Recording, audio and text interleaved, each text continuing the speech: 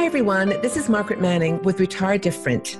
Retire Different is a place for people who want to make great financial decisions so that they can get the most out of their retirement. And my guest today is Pam Krueger. Pam and I are going to be talking about all kinds of topics related to those decisions that you might want to make in your retirement. And she's a fantastic person. She's an investing and a financial expert. She is an author and TV personality, co-host of PBS Money Talk. And she's also the creator of Wealth Ramp, which is a very interesting tool, an online tool that enables you to connect consumers with fiduciary financial advisors. So welcome, Pam. Hey, great to be here. How are you? I am so excited to talk to you because you have such a practical approach to financial advice. I love it. Thank you. I can't see any other way to approach money than to be practical, right? Totally. Not something we were brought up with, or, we didn't take a lot of personal finance classes in school, in grade school, middle school, or high school, which we really needed. That's where you do need it. But look, Pam, we're going to have a lot of conversations on this topic, and we've got some questions from the community. We've got things that we think people will be interested in, and we encourage you who are watching to leave us feedback and leave us your questions, because Pam has got experts that she is going to pull into the conversation with us, people that she has handpicked, people that she trusts, and really is, feels are confident in talking about these topics that are on your mind. But we are fueled by a passion for you and for this topic, but also by our tea. Pam and I have a tea. It's all about the tea. Cheers. Retire different. Cheers. Cheers to retire different. Now, what are you drinking? Yeah, my tea is actually, as you can see, it's a bit yellow. It's a tea called, because I think I need this, Super Tea. It's called Super Tea. And I picked it up in Norway, of all places. And it's got that ginger, turmeric, cardamom, and this mysterious thing called Goku Cola. Goku Cola, a longevity plant. Just in case for retirement. It's super good for your immune system. And number two, the fact that you got it in Norway, you're killing me here. You can't go wrong, really. I've got the classic jasmine green, my favorite. I like your mug. That's cool. I'm going to have to look online and see if I can find your super tea for my immune system. I'll send you a tea bag. They're really good. So, Pam, are you ready to chat about decisions that people want to make to have a happy and amazing retirement? Okay, she's ready. So I think the thing is, a lot of people approach retirement, with a bit of trepidation because they're not prepared, perhaps in some ways. But what are some of the mistakes that we make in our 60s, and how can we avoid them? This is what we'd like to ask you. Okay, I'm going to give you 5 mistakes, but I want a caveat here. These are not mistakes that you were somehow magically supposed to know to avoid, because we never learn this at a young enough age to avoid them. So I'm going to tell you now what they are, because you don't want to do this in your 60s if you can help it.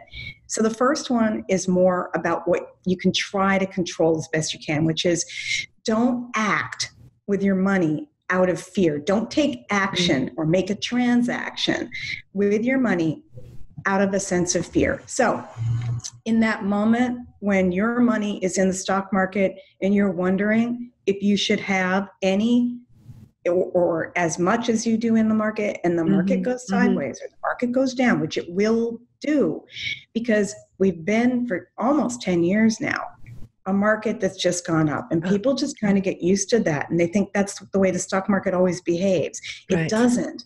The market goes up and it goes down and up and down. Over time, it goes up more than it goes down, but you have to ride those bad points out. Now, you've heard this before. This isn't like it's brand new advice, but one of the biggest dangers by the time you're in your 60s, if you act, kind of on an impulse or out of emotion, out of weakness, usually that action is a mistake.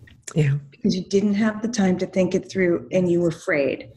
And it's understandable that those are the mistakes that are the most difficult to recover from. Yeah. No, the point I'm agreeing with you 100%, but I think the challenge, here I am making my butts, but the challenge is when you get a little older, you realize that time is stretching, like you've got less ahead of you than behind. So I think that it's a time of huge transition in general. Your body's changing, your family situation's shifting, you may get divorced. Life is just getting more sensitized. So it's great to be reminded that is worth holding your ground sometimes. It's strong. Also one way to avoid making a transaction out of fear and impulse. One way to do that is try to give yourself time and space, like a Sunday morning when you're not really, there's no reason to be thinking about money per se, but that's when you might have time to read the Sunday paper. Carve out a little time for yourself and some space. That's a good idea. And just kind of sit down and take a full assessment of everything. And you'll see that in the moment when you wanted to take action and make a transaction, you'll see in the light of day, things look different, just like everything else we do in life. There's balance. That's a good point. And so that's kind of one way to just kind of check yourself when you get to that point where you're like, I can't do this anymore. I'm so afraid. I don't understand what's happening. That's when not to act, but time to just, don't be discouraged. Don't be tired when you're looking at money issues. Try to carve out the time. The second mistake out of the 5 is related. And it's not knowing at all where you really stand financially. This one mistake can derail your entire retirement because you don't have time to go back and make up for it. So, I think of it this way. Look, there are a lot of women who are in their 60s who will happily stand in front of a mirror stark naked and look at themselves.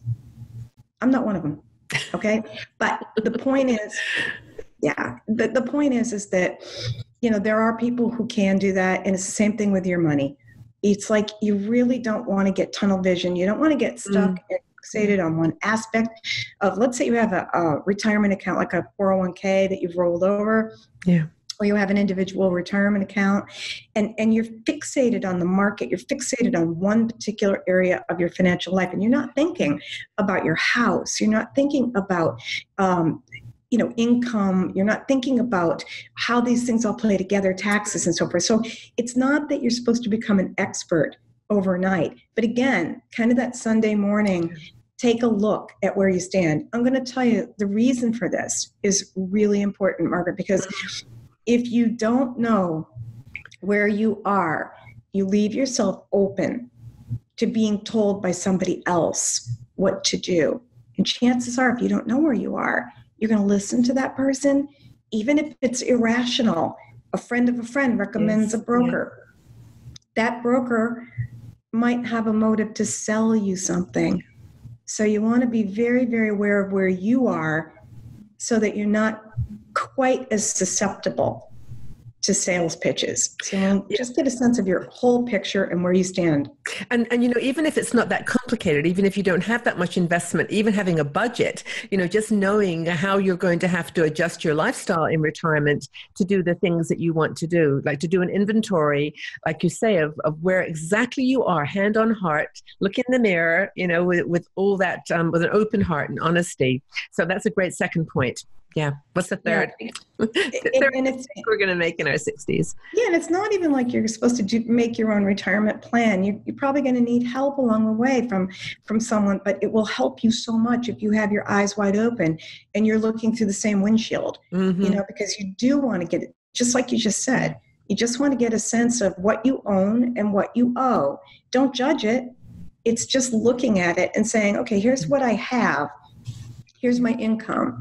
Here's what I owe. Here are my investments. And it might be back of the napkin. Yeah. But back of the napkin works. Is huge because it helps you, believe it or not, it helps empower you. Yeah. When you do look in the mirror. When I don't want to go look in the mirror naked, but when I do, I kind of come away feeling a little bit better than I thought I would. Yeah. Somehow it's worse in our minds. So knowing where you stand. The third mistake is a little bit more on a practical level.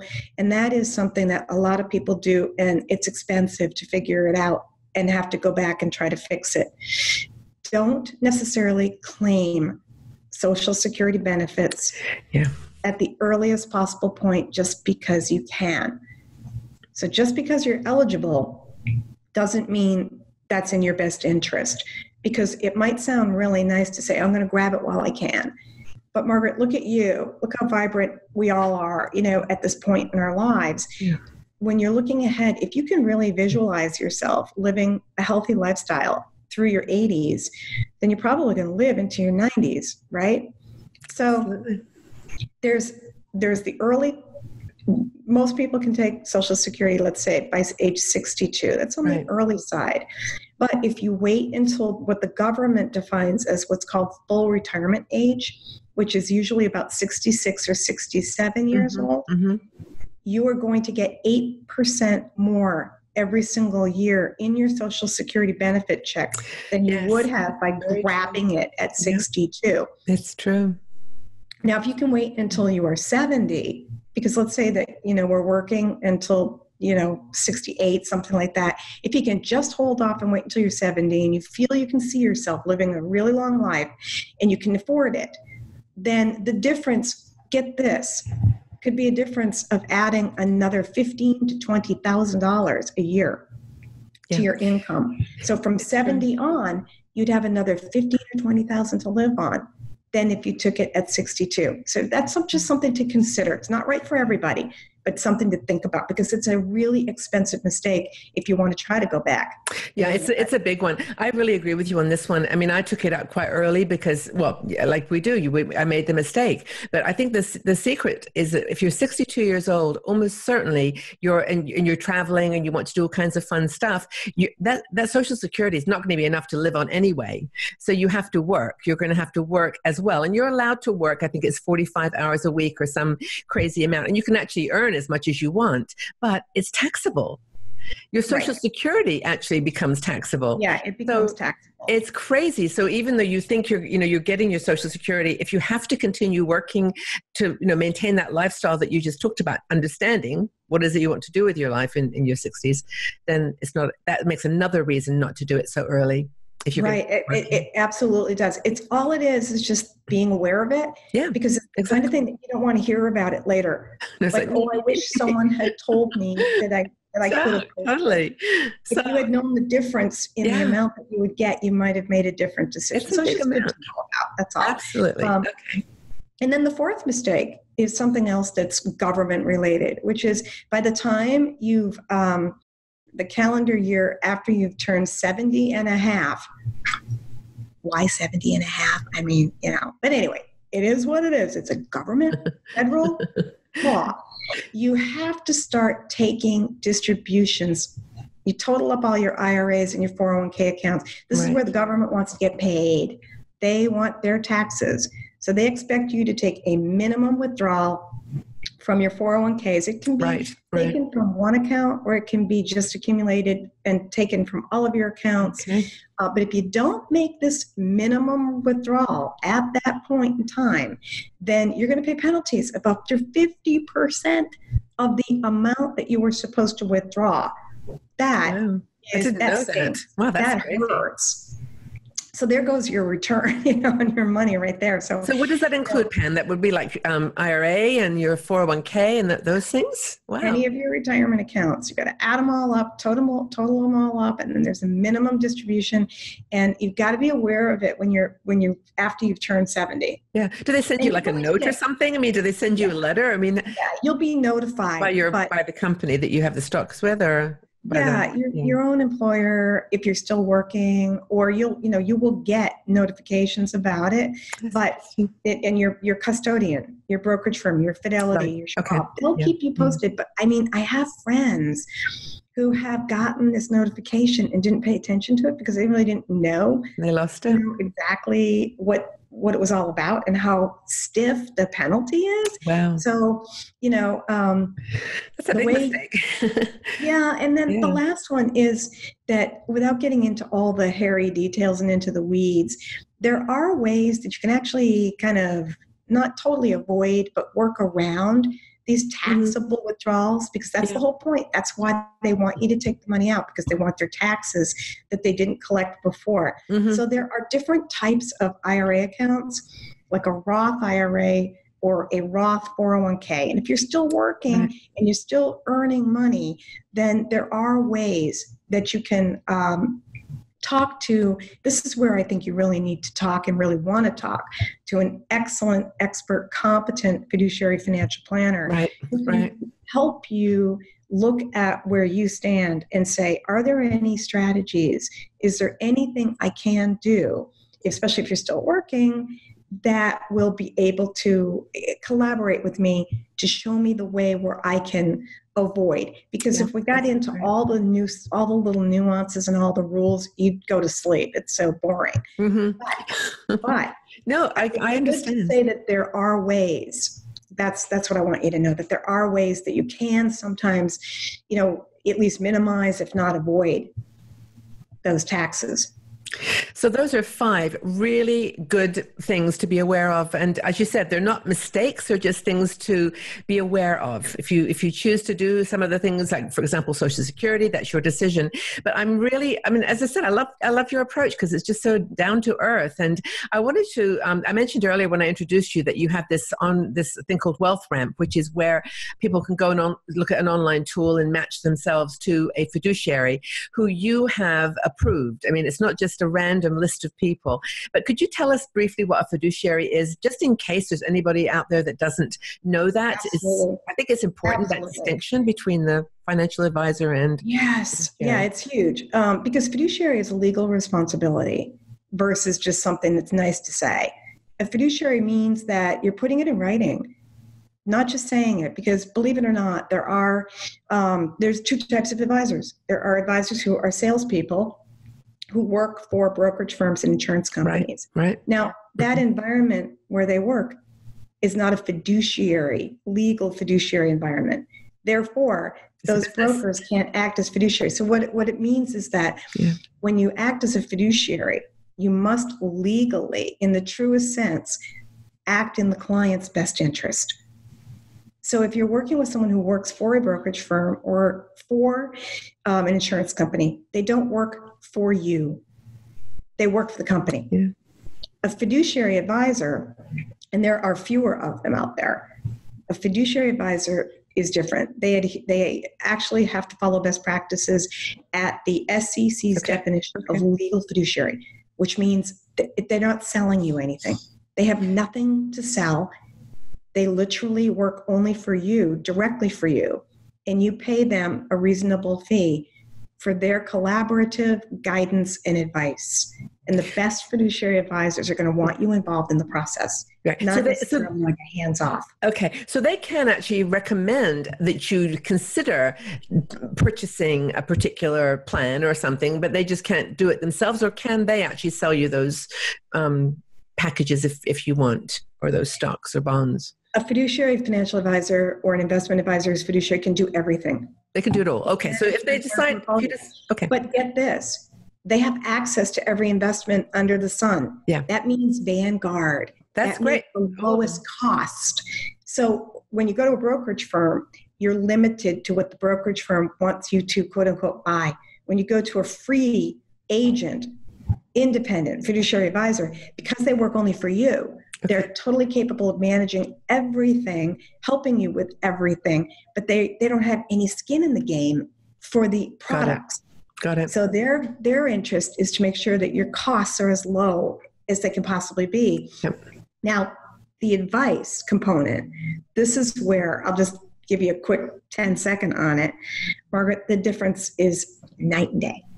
This is why I created Wealth Ramp, because it's impossible to go out there and really evaluate, is this advisor really competent? He or she may be a fiduciary, but on a report card, I want him to get an A. I don't want a C+. Right. You see, that's the difference. So we know now that you have you put your heart and soul into this project for many years now. You've interviewed, you put your own reputation, which is significant in your other roles. And so we are going to be at Retire Different. We're going to have the advantage of you bringing in some of those experts to talk about specific topics. Today we're just going to talk, we're going to talk about some of the broad categories and like the 5 things to avoid, but we can drill down with someone, for example, example, on Social Security or on whatever you called it. So much I know. When you required minimum distribution. Exactly. That's it. That's why I've got you here with me, Pam. You know all the big words. Really, it does take a village, or to raise and educate. So we're all in this together. That's precisely why. Once in a while, I want to pull in a specific expert on a specific area. So if we were talking about something called backdoor Roth IRA strategy, I would want to have my backdoor Roth IRA strategist come in and join me so that we can together, as long as they drink tea, we're good. They can be coffee guys or girls. It's okay. It's all about the tea. Thank you so much, Pam. We're going to talk about some other topics, but this has been very informative. I hope you found it useful. If you've got questions for Pam, she loves to answer things and solve problems, and we'll bring it on as another topic if it's something we haven't already planned. But we appreciate you being here. Thanks, Pam, for your time. It's been great chatting. Thank you. Cheers. Take care. See you. If you enjoyed this video, please subscribe to our Retire Different YouTube channel and check out our website at retiredifferent.com. We are a community of people who are asking questions and trying to make good financial decisions so that we can have an amazing retirement. We'll be looking at our relationship to money and also places that we can go for support, advice, and inspiration.